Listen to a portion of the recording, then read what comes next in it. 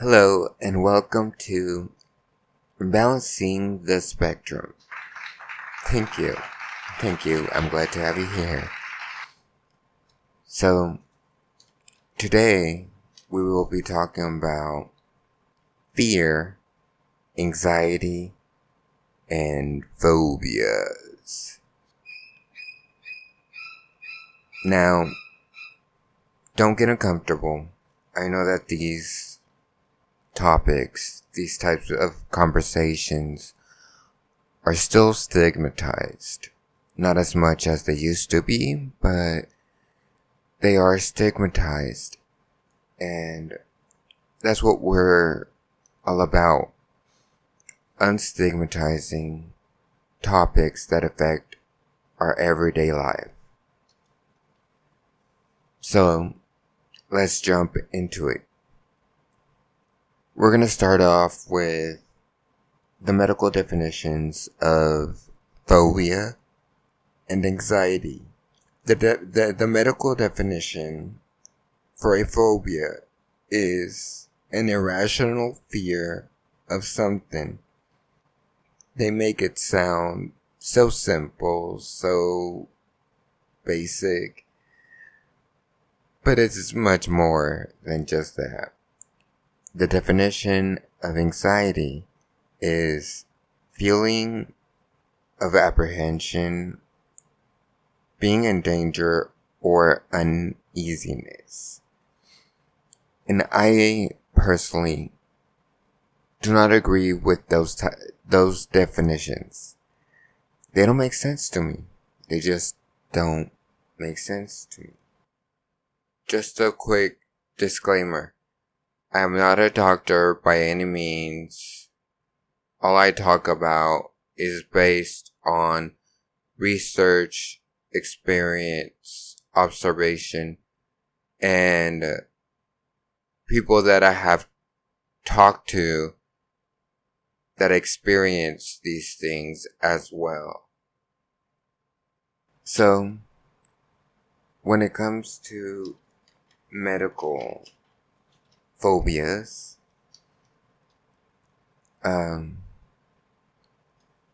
they're put into these neat little categories, and that's what they define them as, and that's what it is. And just to give you a couple of examples of phobias, like arachnophobia, claustrophobia, I believe it's called hypoxophobia, agoraphobia, nyctophobia, and we'll dive into each of those phobias separately. But for now, let's talk about anxiety. I know you're probably thinking, like, wait, weren't you just talking about phobias? Yeah, but in order to get deep into the conversation, I would like to talk about anxieties as well, because phobias and anxieties correlate with one another. They correlate with one another. And I don't think that it is explained to us in the right way for the most part. Most professionals will not explain phobias and anxieties the way it's supposed to be, at least. I personally do have experience with going to therapy, and I could get more in depth about my time in therapy, but we'll save that for later or another time. So, when it comes to anxiety, there are different mental health issues that kind of blend with anxiety or are anxiety based. Like anxiety by itself, general anxiety, it's very much going from your day to day life and feeling uneasy and uncomfortable. And scratch that. I'm using the wrong vocabulary. I'm using the medical vocabulary. But for me, anxiety, general anxiety, is having thoughts, the what ifs. What if this happens? What if that happens? What if I make the wrong move? What if I do something that might offend somebody? That type of general anxiety. Am I saying the right thing? It's an insecurity overall. An insecurity that comes rooted from somewhere in your past. And a lot of the times we don't deal with it the proper way, mostly because we're not taught to deal with it and to let our insecurities go, to let them go. So that was just general anxiety. Then you have anxiety attacks. Anxiety attacks, for me, the way I experience them, uh, my body starts to tremor from head to toe. Um, my chest starts feeling heavy and shortness of breath, and I have difficulty trying to catch up with my breath. So, in the process of having an anxiety attack, um, I do tend to go into a panic attack if I don't deal with it right away and properly. Usually, I need to walk out of whatever situation I'm in that is triggering my anxiety and take a breather, like literally just breathe and calm down. Panic attacks, for me, um, they they are paralyzing. It's like your mind takes over. You're thinking a lot of things, a lot of what ifs, and you start to lose control of your movement. Basically, you get paralyzed. That has been my experience, and I do talk and have talked with other people in the neurodivergent umbrella that do experience anxiety and panic attacks the way I do. Now there's manic panic attacks. Manic panic attacks, from the conversations that I've had, and you actually see this a lot in TV shows and movies and anime.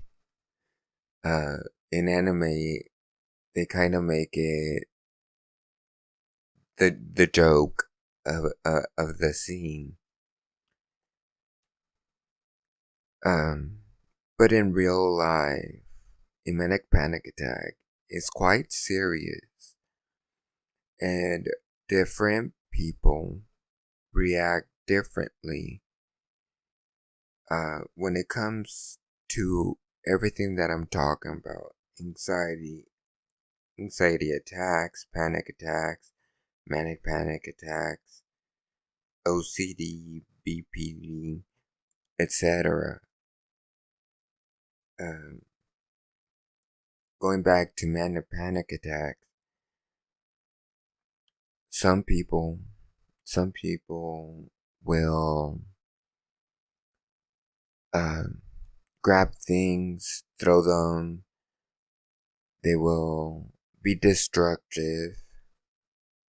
Other people will try to do self harm, and it's just not a pretty place to be at. The way I see it, manic panic attacks start as anxiety, build up to an anxiety attack, build up to a panic attack that then becomes a manic panic attack. And when you have a manic panic attack, you're lost. You have no control over what your body's doing because your mind is racing a million beats per second, and you let it control your actions as well. As to where a panic attack can be calmed down. It's hard to do it on your own. Uh, if you have somebody that comprehends you and can calm you down, they can calm you down from a panic attack. But from a manic panic attack, it's quite difficult to do so. And these people that have, sorry about that have manic panic attacks, there are people who have them quite often. They are labeled as the crazy ones, the ones with a loose screw. And it's quite ignorant in our parts. I used to be one of those people that would label people in general uh, based on what I was taught. What I was taught became my expectations, and I put my expectations onto other people if they didn't act or think the way that I was taught. Uh, I would label them as weird, crazy, uh, margins. I would marginalize them, and I've learned the way I've learned is by unlearning everything that I was taught. Everything that I was taught as a kid, I unlearned it, learned about myself, overstood myself, and accepted myself, leading up to loving myself, which led to being accepting of others. Others have different ways of thinking, different ways of interacting, of doing things.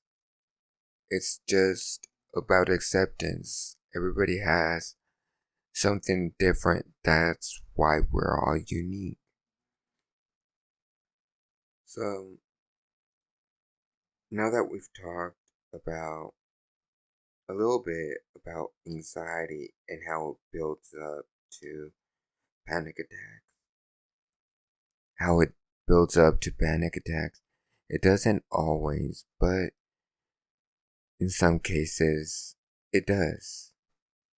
Um, and from observation and experience, it usually happens, and not just observation, talking with other people who have these type of experiences. It usually happens when you are in a situation that you feel you have no control over, and it's a situation that you can't easily get out of. That's when it builds up. So, what I see anxiety as, not the medical definition. An anxiety is an irrational or unreal expectation, meaning that when your thoughts start racing, it's all the what ifs. What if I could have done this? What if I can do this? What if I will do this? Um, so those what ifs in your mind affect the past, present, and future. And you feel like you have no control over it, which leads to anxiety attacks. Not general anxiety. General anxiety, um, it it can be trauma based, like any anxiety. But, like, for example, I I grew up isolated from the world. Um, I wasn't allowed to do much. I did talk a little bit about that in the past episode.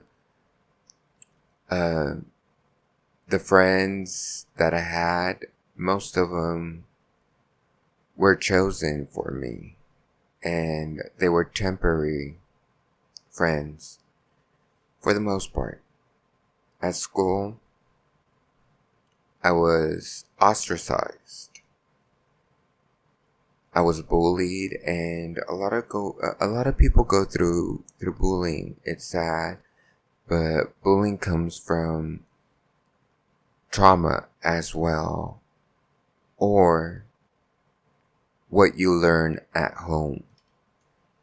If you're taught to treat certain people a certain way, you adopt that and you treat others the way that you've been treated, or the way that you were taught to treat. And when I say taught, it can be taught directly, verbally telling you how to think, how to act, but it can also be from observation. If you observe your parents treating somebody else a certain way, you can adopt that, because when you're growing up, you're going through development and you're learning, and you learn from your adults, whether they be direct blood or not.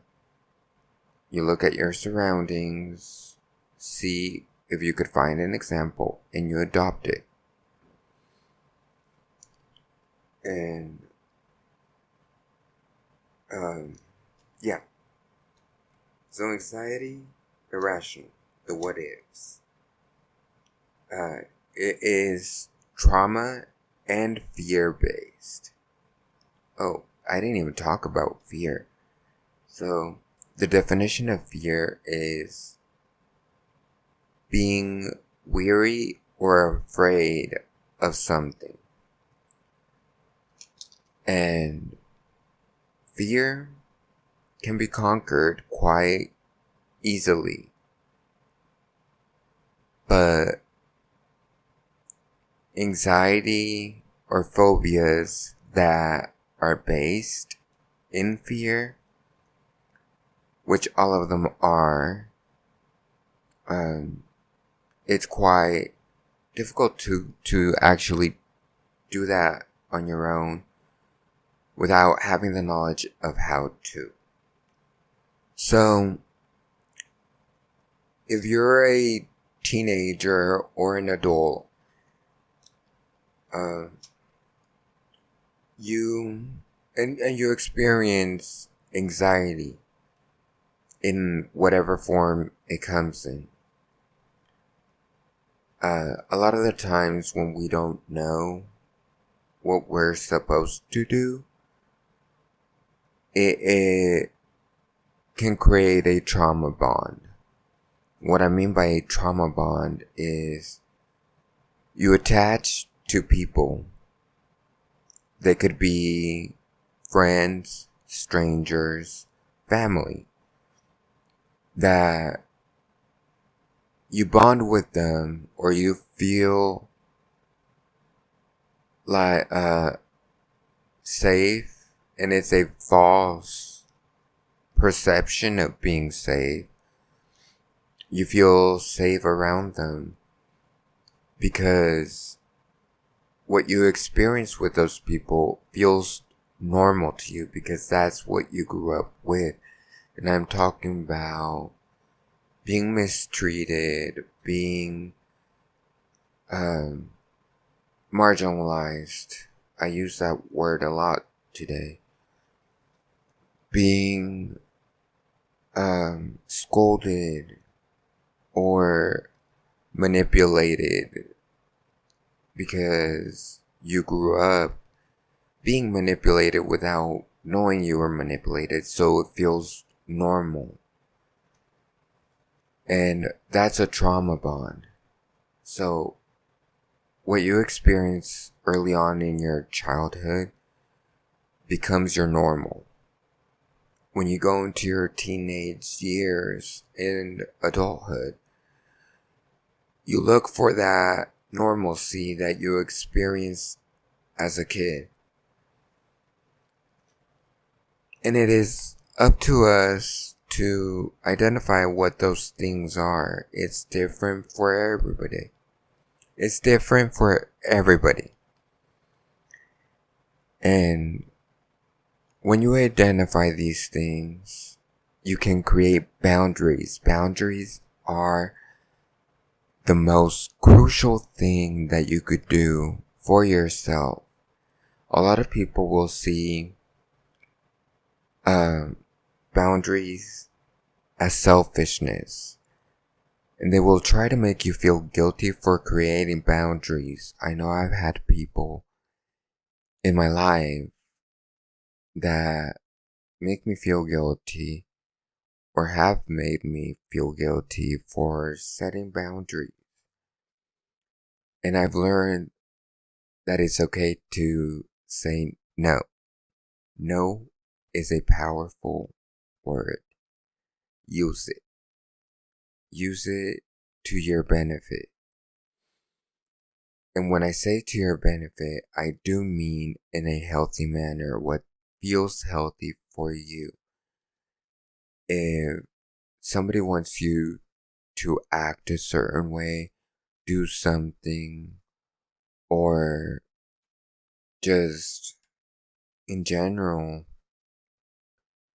have expectations of what you're supposed to be and how you're supposed to act, you can say no. That's not what I want to do. That's not who I am. I am this person. I act this way. I do things this way. And if you can't respect that, then it's impossible to have a relationship with you. You create a boundary, they don't respect it. They continue to not respect it to the point where it becomes a type of harassment. And in a lot of cases, gaslighting comes into place. It it's a feeling, well, it's an action. It's an action by somebody else to make you feel guilty, to make you feel insane, to make you feel like everything you know and believe in is wrong. You have to do things their way. That's gaslighting. In relationships, gaslighting happens a lot. And it's usually by people who are doing certain things that are unethical, in my opinion. To them, it might not be unethical, but if you're hurting somebody else because of your decisions and you choose to ignore that, it is unethical. And I ask myself a lot, am I doing something harmful to somebody else because I choose to do this certain thing? I choose to be this way, and that's my that's my inner saboteur. Um, my inner dialogue that gaslights me. So potentially, I'm gaslighting myself into thinking I'm harming somebody else by doing something that's healthy for me. We will come back to anxiety. Now let's go into phobia. Since fear, actually, let's go into fear because it's much more simpler. It's just the feeling of being afraid. Just as an example, if someone is crossing the street and they almost get run over, they get scared. They're like, oh shit, I almost got run over. What the fuck?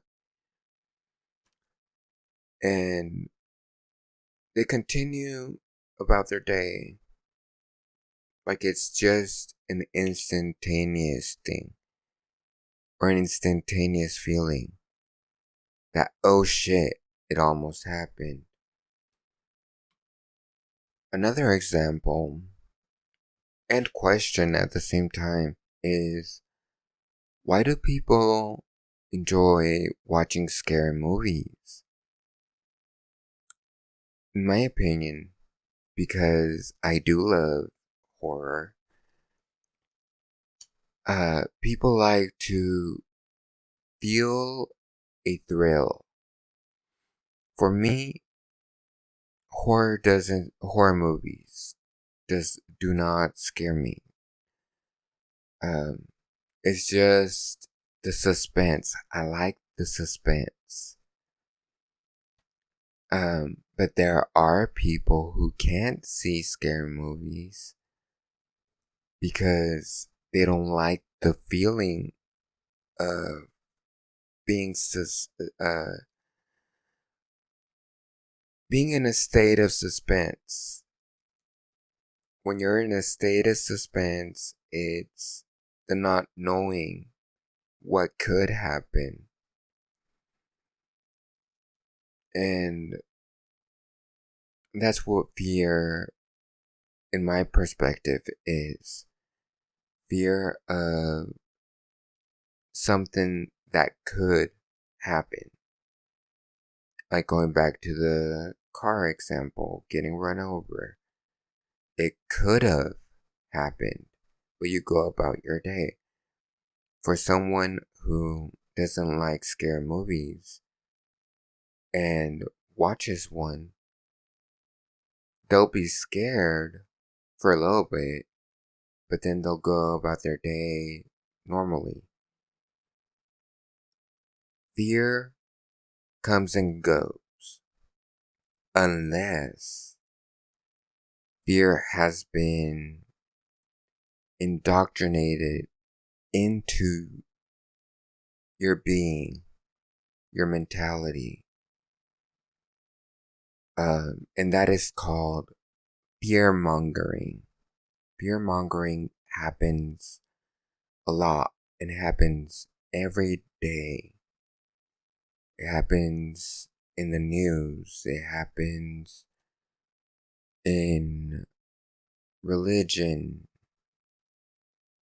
It happens in your own household. And maybe you're aware of this. Maybe you're not. Mostly, it happens during your childhood.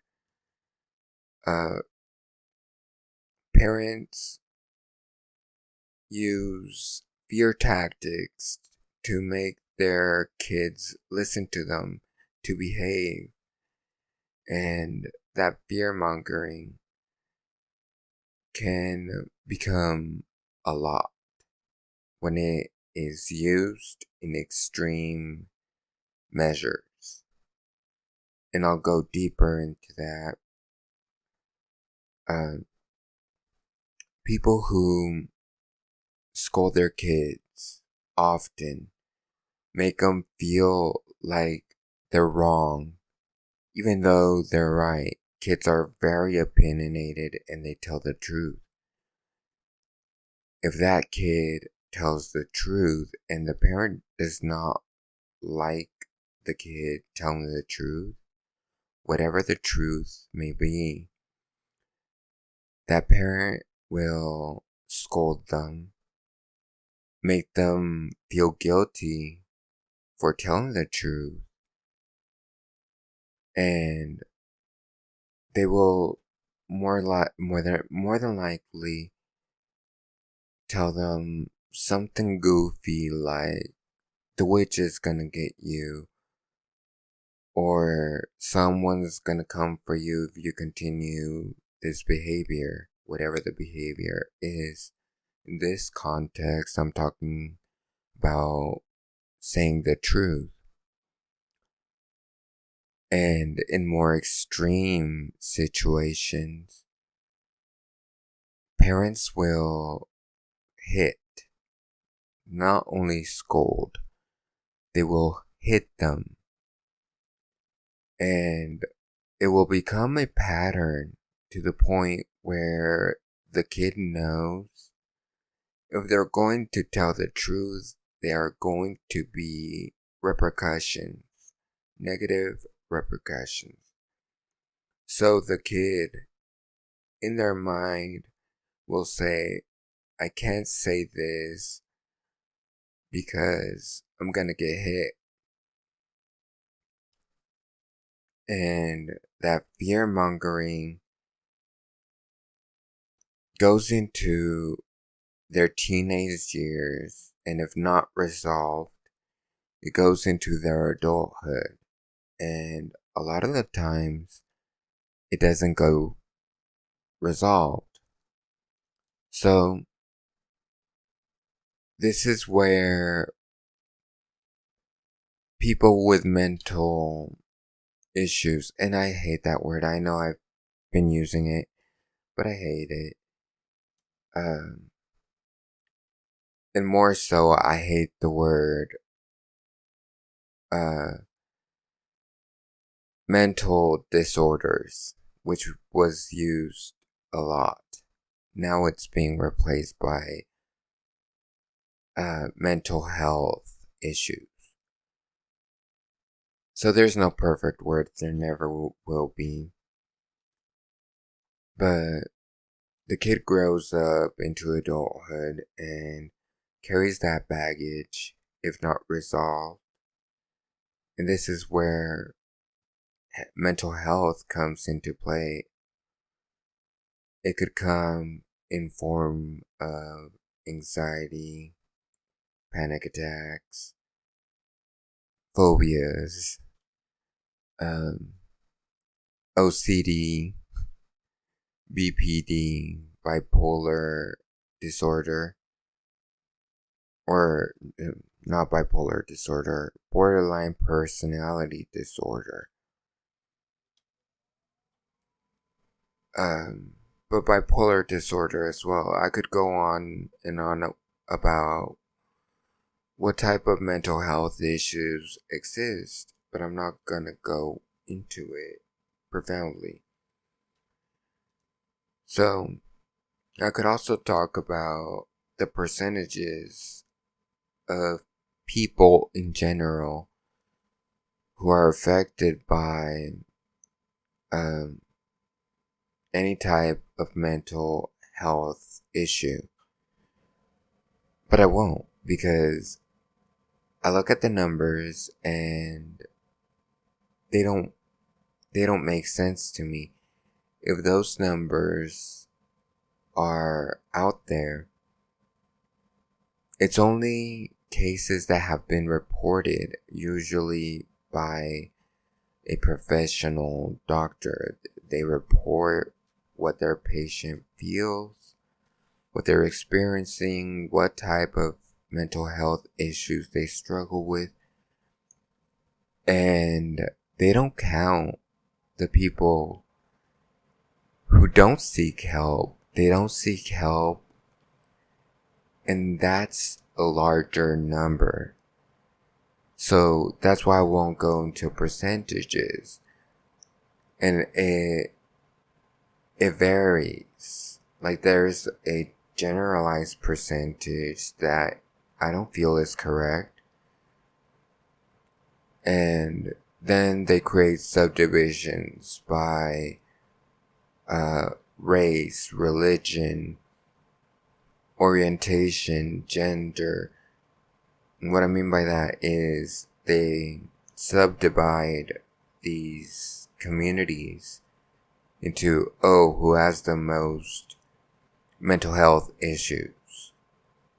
And I feel like they do that to make people feel like, if you go into this type of community, you are at most risk of having mental health issues, which I find unethical, but it's an opinion. It's not a fact. That's just my opinion. I hope that I'm making sense, or at least some sort of sense, because I am all over the place right now.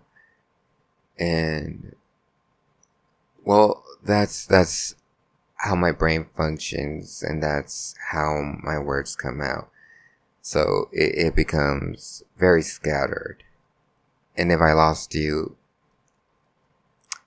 I apologize.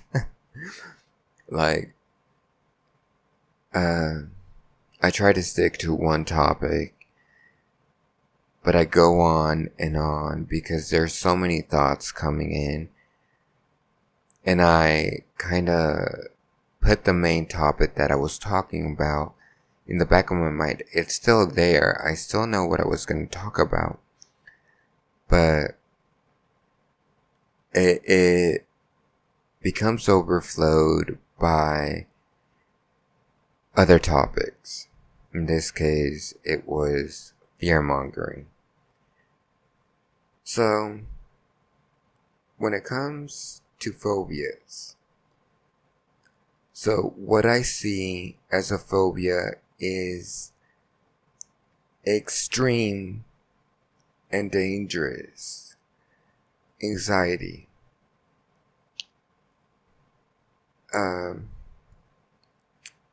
But phobias are quite different from irrational anxiety.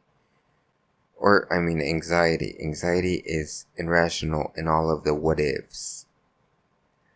Everything that you can't control floods your mind.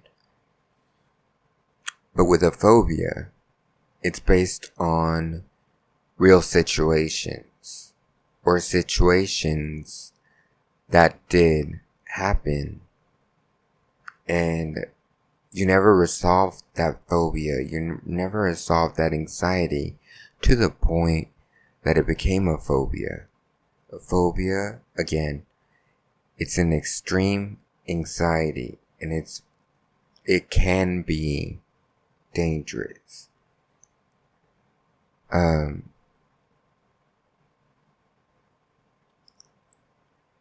Anxieties can be, for the most part, self-resolved when it comes to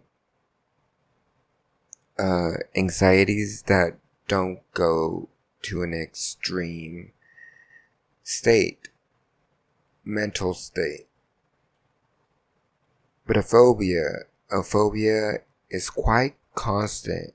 It can be self-resolved, but it might take years of introspection, looking within, and finding that root of a phobia. Roots. We'll talk about roots here in a second. So, in comparison to anxiety, which I said is trauma and fear-based, phobia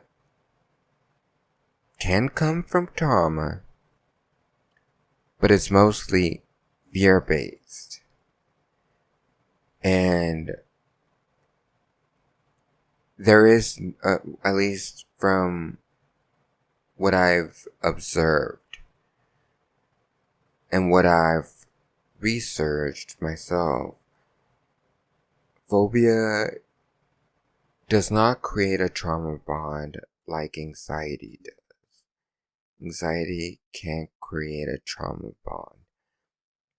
And that's probably why a lot of people, including myself, who have experienced anxiety, click. Like, oh, I get what you're going through. Yeah, that's what I've been through, and I can actually help you with that. So it is a type of healthy trauma bond that does exist compared to a toxic trauma bond, which is what I explained earlier, creating a false perception of a safe place when you're in a toxic environment. And you don't notice it because you think it's normal. With a phobia, though, you don't trauma bond with other people, not usually. You trauma bond with yourself, and you create this false perception of a safe place. And it happens with a lot of phobias. You don't face them head on, so the more you don't deal with it, the more it consumes you, and it becomes something normal. Compared to anxiety, or compared to trauma bonding with other people, that you become attracted to them because you feel a safe place, because it feels normal even though it may be toxic. With a phobia, you create your own perception of a safe place when not dealt with it. And it can consume you mentally, emotionally, physically on your day-to-day life. So let's get into some of these phobias. Let's start with a very common phobia that is known as arachnophobia, the fear of spiders. So for most cases, I don't consider this a phobia, because in most cases it doesn't consume you. At least the cases that I've been aware of. I know that there have been cases or are cases that do consume you in your day-to-day life. And when they consumes you, I mean that you're constantly thinking there's a spider somewhere. There's a spider in my bed. There could be a spider somewhere. And when it's mixed with something else, another mental health issue, like for example, OCD, obsessive compulsive disorder. So when you have OCD, and I used to have OCD real bad. It was bad.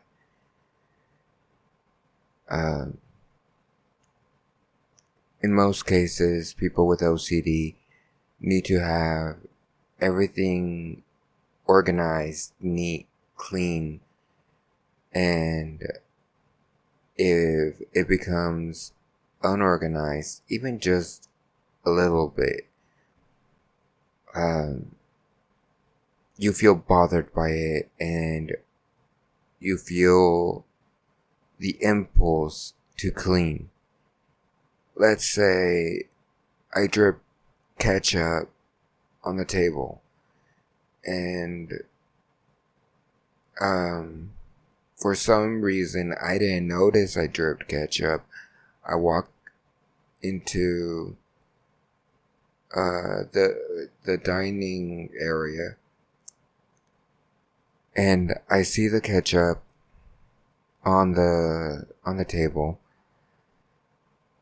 and I start cleaning it, but I have the impulse to clean everything, not just the stain, but the whole area. That's OCD. It consumes you.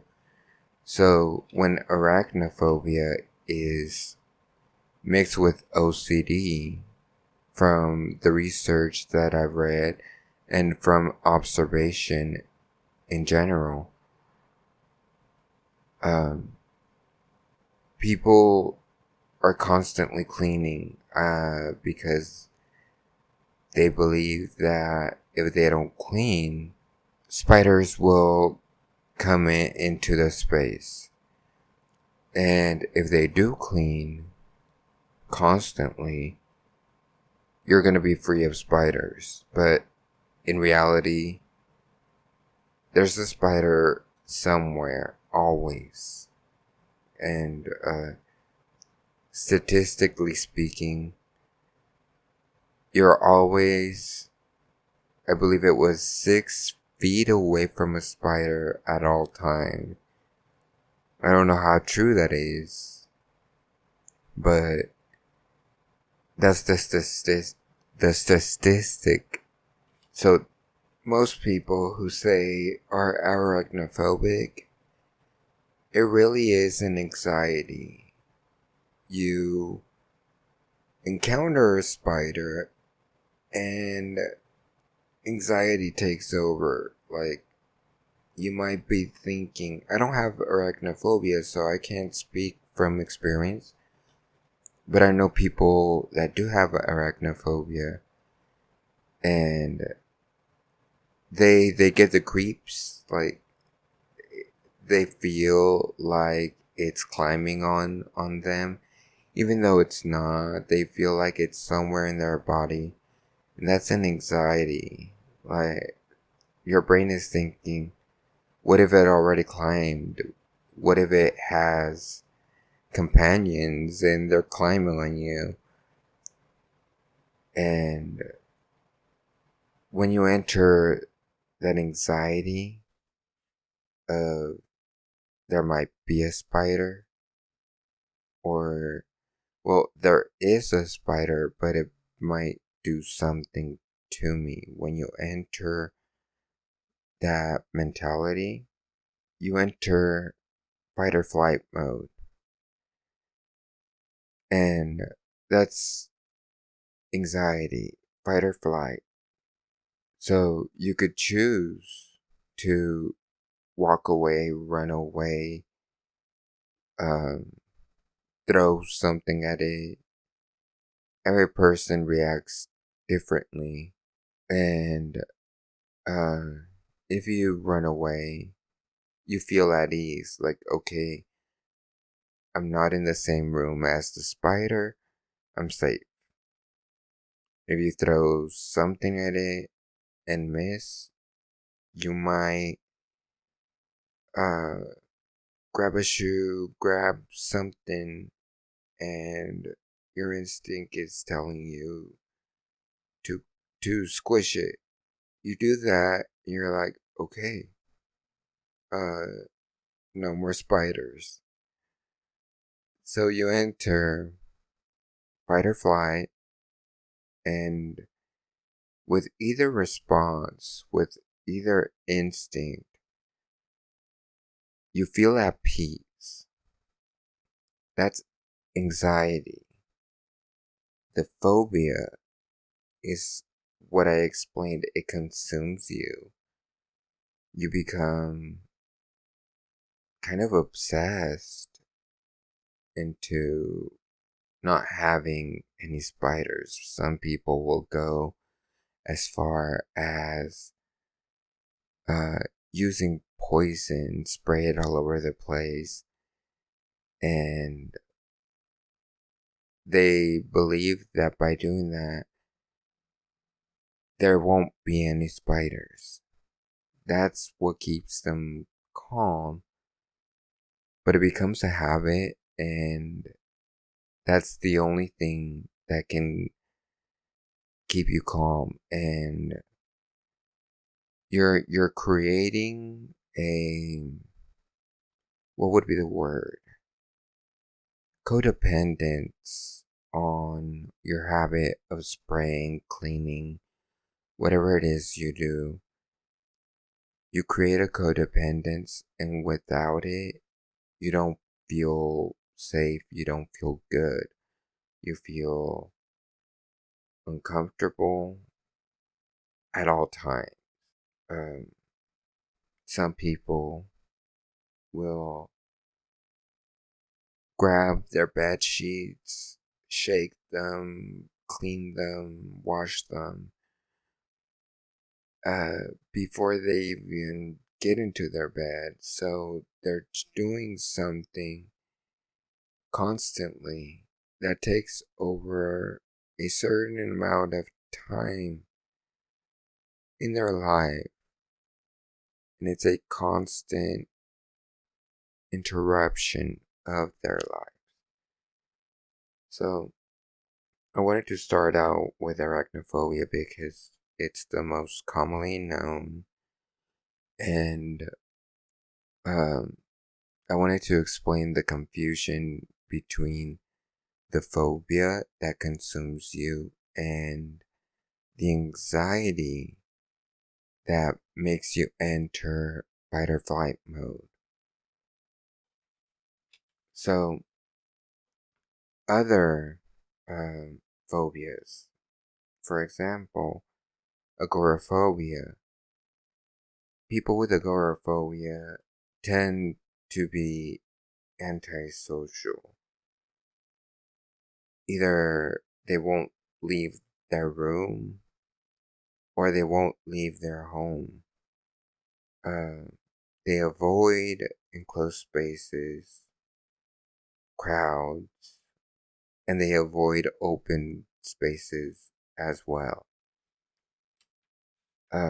And this is a constant struggle. They feel like the only place that they're safe at is at home or in their room. And when you mix it, let's go back to OCD. If you have OCD as well as agoraphobia, you might fear germs. So you're constantly cleaning your house.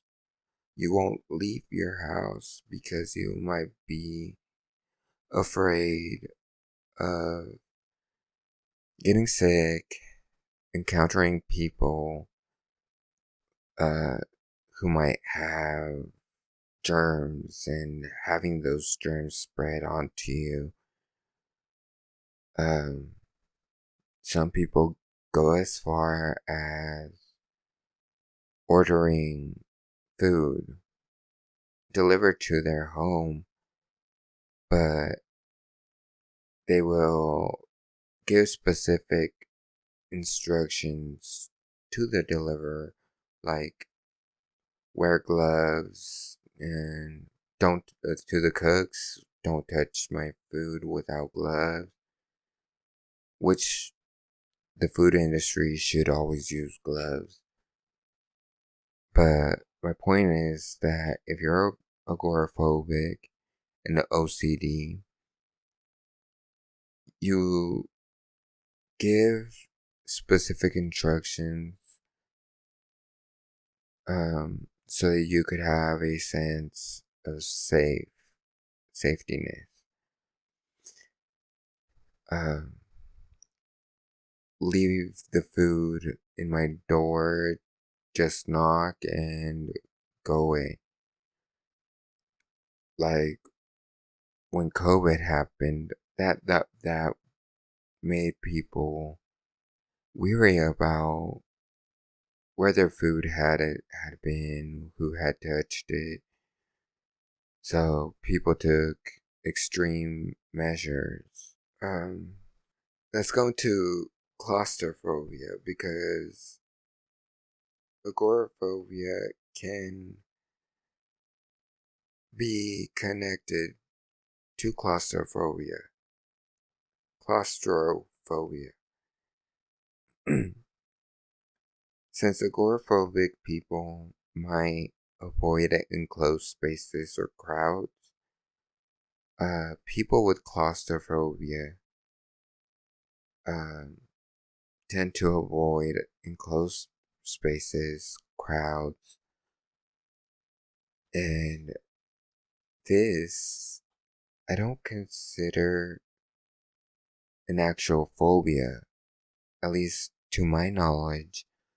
I've never heard or read about someone with claustrophobia who is constantly worried about being in an enclosed space. Um, when someone's claustrophobic, they don't like tight spaces. Elevators could be a very uncomfortable place for a claustrophobic person to be in. And this is anxiety based.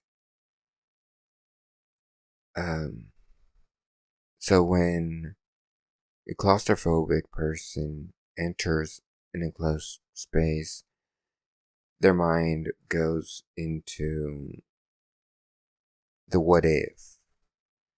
What if I'm running out of air? What if I get stuck? What if I won't be able to escape this place?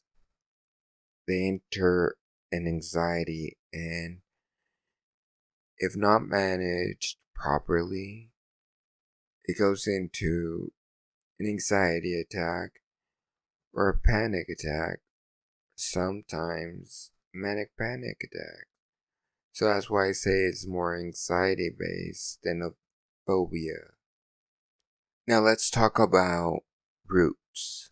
What causes people to have anxiety or phobias?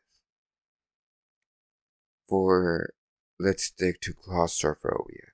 Claustrophobia can be caused by an event in your life, whether it was in your childhood, your teenage years, or adulthood. It doesn't matter.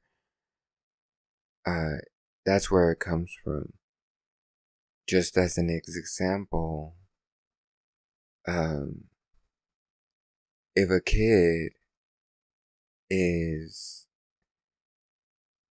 playing hide and seek, let's say they're playing hide and seek, they go into a closet, the closet becomes jammed, they can't get out.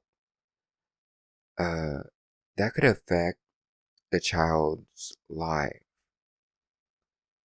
And going into their teenage years, let's say I've never played this, and it's a teen game, teen party game that people play a lot. 7 minutes in heaven. Usually it's a closet. You pick two people, put them in a closet, and you wait 7 minutes. And within those 7 minutes, uh, you have to make the choice whether to make out with the other person or just sit there in silence or conversate, whatever. Again, I've never played it. But if that same kid who played hide and seek, who got stuck in that closet, goes into that closet, his their mind tells them you're in the same situation that you were as a kid. You won't be able to escape this closet. And they enter fight or flight mode. They need they have the feeling of escaping, of needing to escape. So first thing they'll do is try to open their door. Maybe the other kids lock the door and it can't be opened. Their mind will then go into fight mode. And let's say that they don't deal with any other mental issues, mental health issues, but they start acting out like, I need to get the fuck out of here. And they start rambling and experiencing um, shortness of breath. And that becomes a anxiety attack. If not dealt with, if the other person doesn't know how to help them, they could potentially go into a panic attack where they become paralyzed and their mind is telling them, you're not gonna make it out of here. You're not gonna get out alive. And because their mind is telling them that, they truly believe it to the point where the body is reacting to what your mind is thinking. Now let's say this person has BPD, borderline personality disorder. And I'm not gonna go into it a lot, but people with borderline personality disorder tend to be self-destructive. They tend to be antisocial. And a lot of the times they tend to have mood swings and potentially get aggressive. So if this child has BPD and claustrophobia. They're stuck in a closet for 7 minutes. They could enter into a panic attack mode that turns into a manic panic attack, and they start hitting the door, kicking the door, and until potentially they could break themselves free, breaking the door. Or if the door is sturdy enough, they'll just continue to kick and kick and kick. And if the other person tries to calm them down at that point, they could end up harming the other person. And personally, I haven't had to deal with BPD, but I've known of people who deal with BPD. I've known of people who have gotten help and are better. And I've also known people who haven't gotten the help. They don't want the help. And they become self-destructive in life.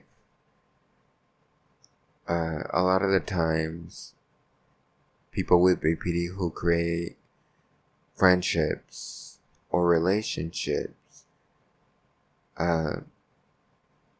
they tend to, for lack of a better term, sabotage themselves into losing their friendships, into losing their relationships. And that's something that they themselves have to work on. You as a individual person could try to guide them, help them, but it's up to them completely. And that's not just people with BPD. It's people with any other type of mental health issue. So,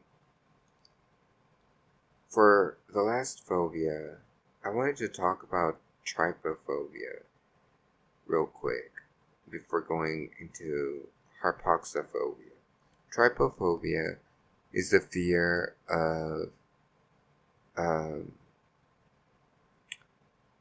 to my knowledge, clusters and holes, such as a beehive, what are called honeycombs. Honeycombs for a tryphobic person can make them uneasy. And let's go into that because the medical definition of anxiety is feeling of apprehension, being in danger, or uneasiness. So, uneasiness is uncomfortability, and uncomfortability is nervousness. Nervousness makes you feel anxious, which is not anxiety. It's just being uncomfortable.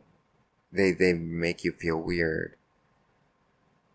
When you look at those type of structures or textures, because they could be in fabric as well, or art, or any type of anything that resembles clusters or holes, such as Swiss cheese. So, trypophobia is again more so an anxiety for the most part, as far as I know. Again, mental health issues are not reported properly, so they don't have the right numbers. So, because they don't have the right numbers, we lose that information, that knowledge. But moving on, harpaxophobia, the fear of being robbed. Uh, this this is actually something that affected me for a long time. So back in 2013, I I was jumped. I was taking a walk and I was walking with my partner at the time, and we got jumped. Um, so luckily, all they stole from me was my phone and my MP3 player. They didn't get anything else. But those are just material things. I don't miss them. Um, and even at the time, I was more worried about my partner, they were hitting him constantly. They wouldn't stop. So I threw something to distract the guy that was hitting him. And he came towards me. Even though I was already being hit, I was on the ground already. He joined in, beat me up along with the other guy. And I was more concerned about my partner's safetyness than my own at that time. So I'm not gonna go too deep into it, but yes, if you're wondering, I did report it to the police the day after because it happened at night, and I was more concerned about not just my partner, but my dad's health. At the time, any type of distress would affect him drastically. He has high blood pressure, and at the time, it was affecting him a lot, and it would cause him to have many strokes. He's had so many strokes. I'm glad that they have that under control now. But at the time, I was more concerned about that, so I didn't report it till the next day when my dad was awake and I told him, like, I got jumped. Even though it was obvious, my face was beat up. I had bruises all over the place. Cops came, and back then I used to dress with baggy clothes. So the first thing they assumed was that I was in a gang. The second thing, they looked around the yard and we had a party.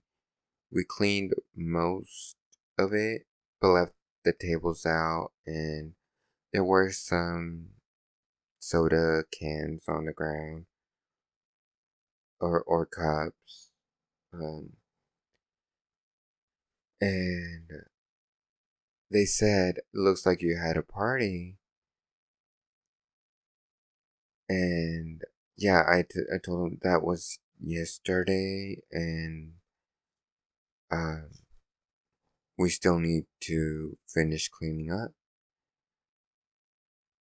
So he says, are you sure you didn't have a tussle with a party member?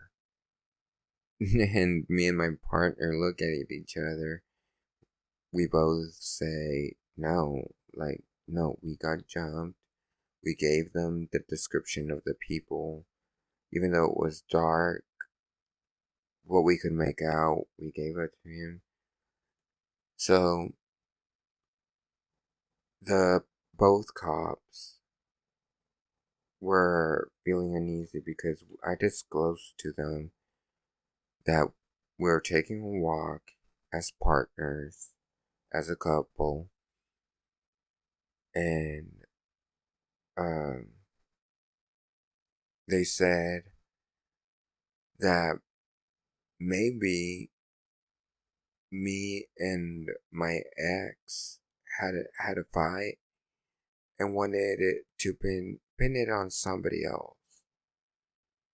They didn't say those exact words, but that's what it felt like at the time. Because they did say, oh, this is just a civil situation, a civil report, and um, you and your partner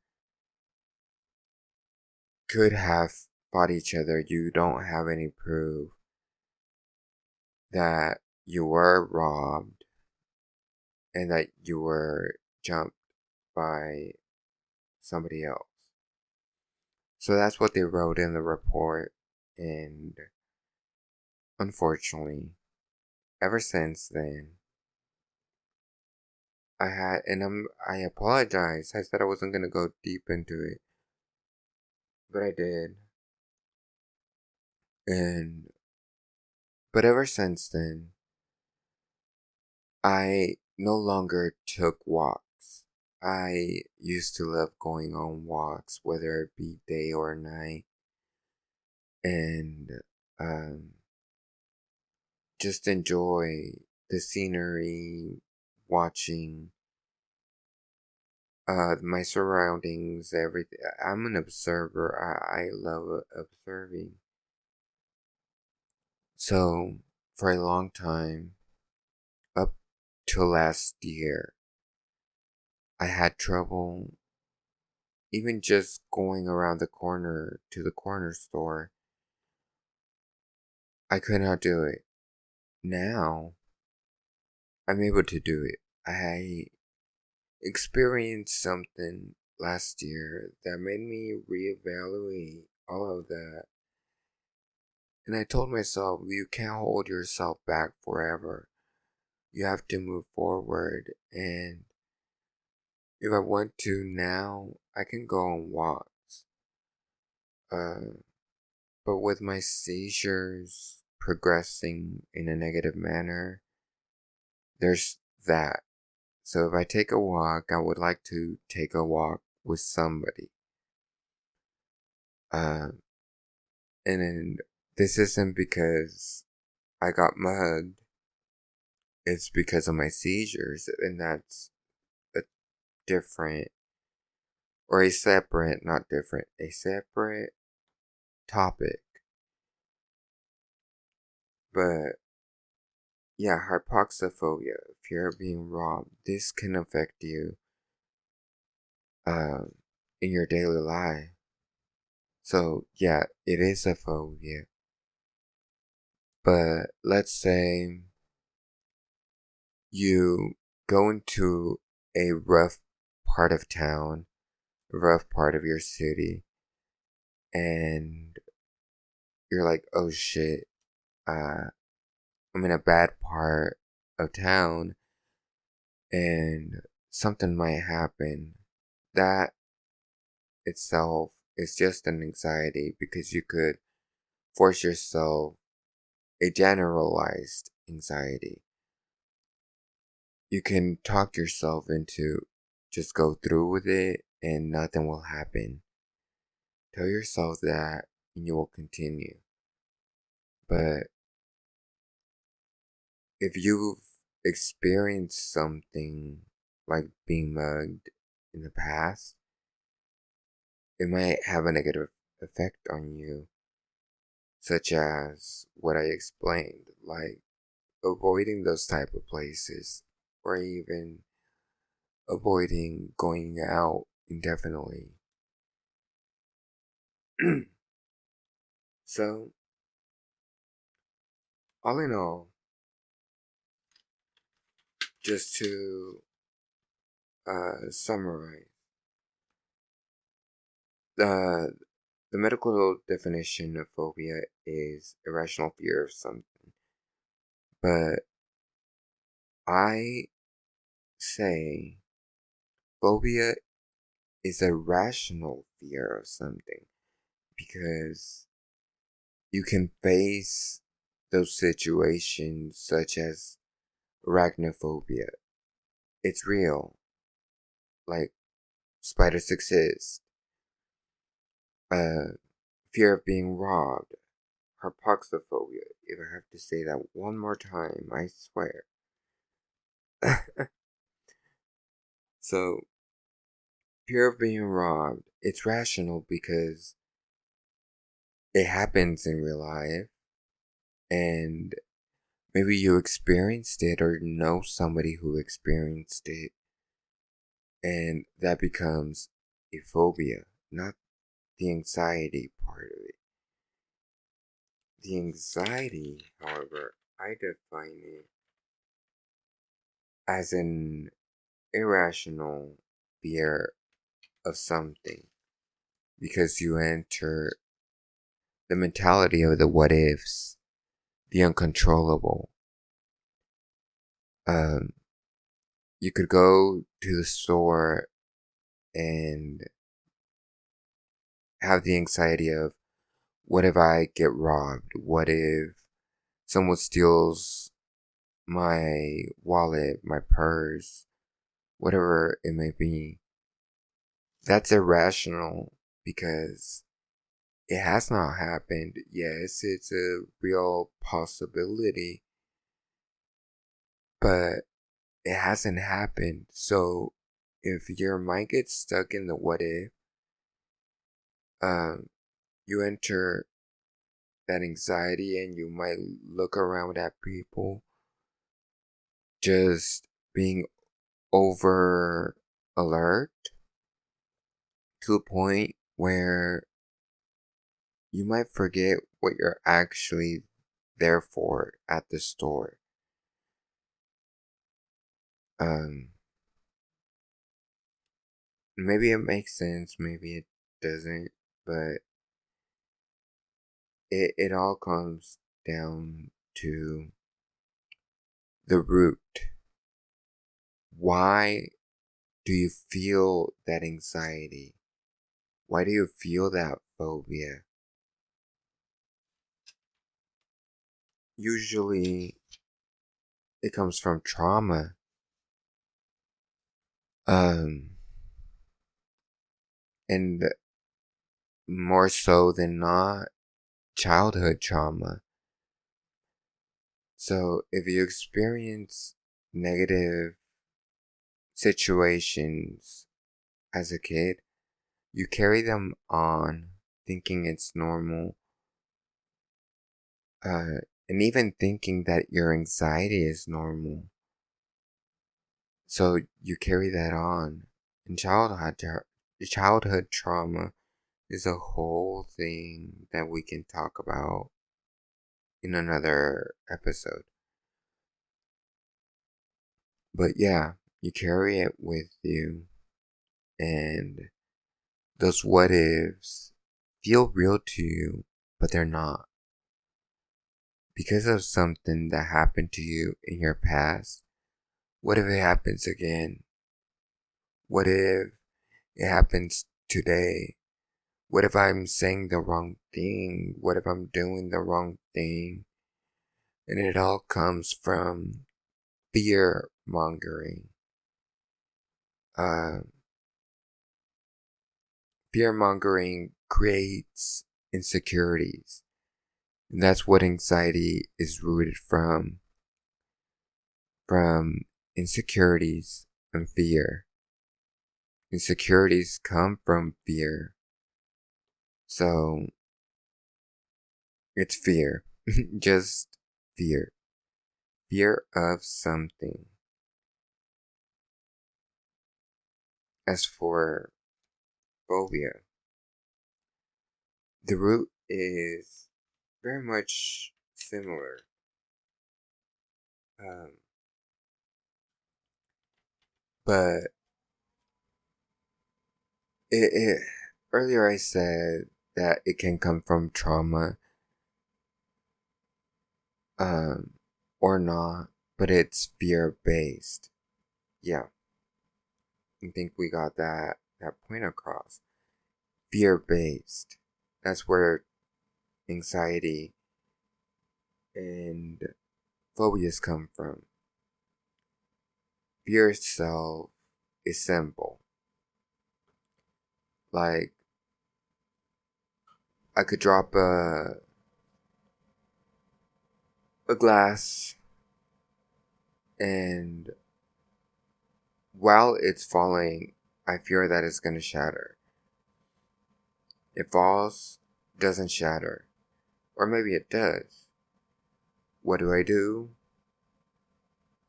I'll feel relieved if it doesn't shatter.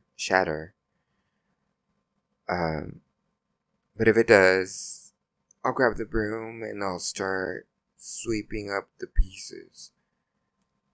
It's instantaneous. But a constant fear comes from trauma.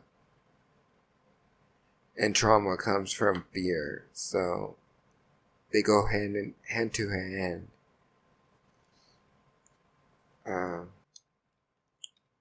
For the most part, I think we've covered anxiety and phobia pretty thorough, more thorough than I thought I was gonna be.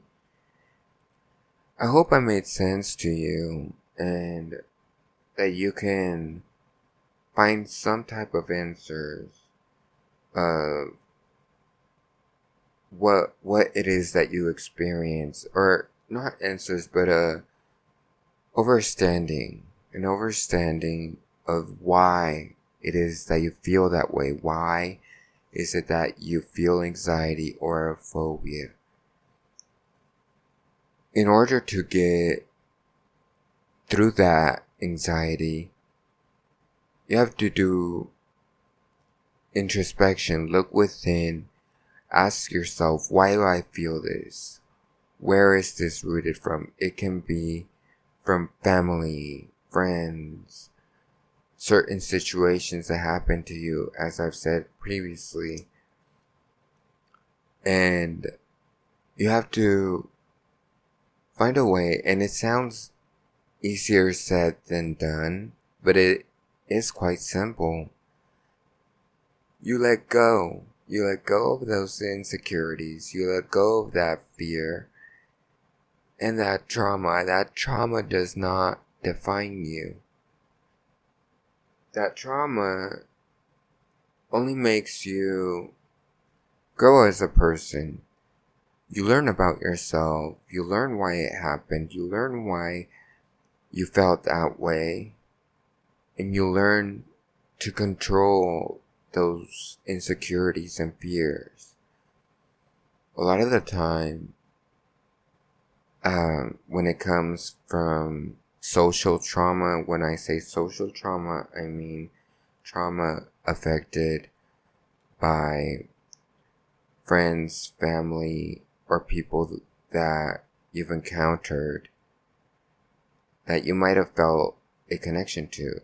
When it comes to that social trauma, you have to learn how to forgive and let go. It happened. Everything happens for a reason. And you have to learn how to be at peace with it. Be at peace with them. You don't have to like them. You don't have to socialize with them. But forgive them is healthy for you because you don't carry that with you anymore. And some anxiety, some insecurities also come from self-doubt. which is created by the same social traumas. And you have to learn how to say, it's okay. It's okay to be me. It's okay that I am this way, that I act this way. And that's who I am. Take it or leave it. It's me. Sometimes we have to forgive ourselves for being so hard on ourselves in the past. Once you forgive yourself, you let it go. That's the key. Let it go. Now, there are some situations that you've worked through. Let's say you did the work, you did the introspection, you looked within, and you still feel insecurity, you still feel anxiety, and specifically anxiety, not phobia.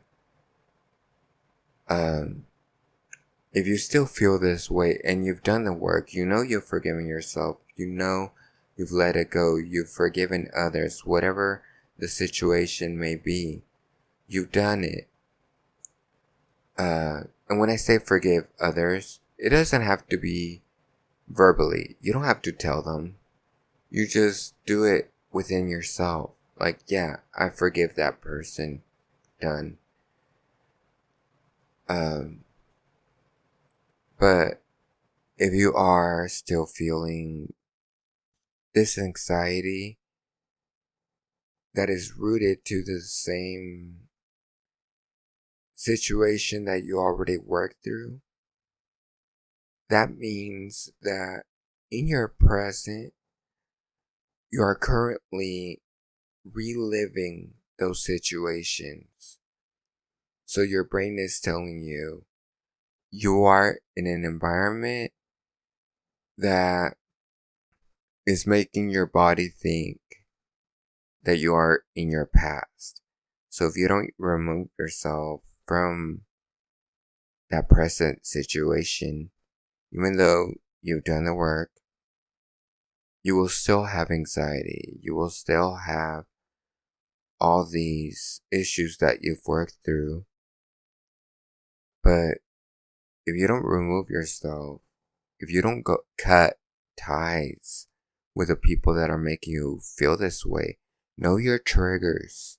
If you feel triggered, that's your body telling you, hey, this type of environment is not for us. So let it go. I've had experiences in the past where people have made me feel like I was a little kid again. And it took me a while to learn to create boundaries, and not only create boundaries, but cut ties. I let those people go away from my life. Once I did, I never experienced that again. Now, I'm not saying I don't experience anxiety now. I do. And I know the reason why. I'm in an environment that continues the pattern that I felt in the past. And I know I said remove yourself from that environment, but sometimes it can be difficult to remove yourself from that environment because you're invested emotionally, mentally, and physically. In my case, physically and emotionally, I am invested in this environment. But there's not a lot that I could do to remove myself at the moment. I'm looking for answers, I'm looking within, I'm still working through it so that I could find those answers for me and accomplish to remove myself from this environment that I know affects me. And it's something that is I aspire to accomplish soon. If not possible, there's always an alternative, and I just have to find that alternative. Sometimes we block ourselves. It just takes a lot of introspection. When you do the introspection, you not only look at yourself, but you look at everything that affects you. So, I do aspire to accomplish that at some point, and hopefully soon.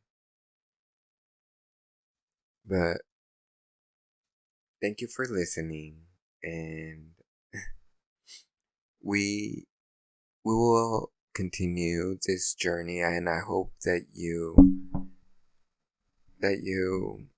join me.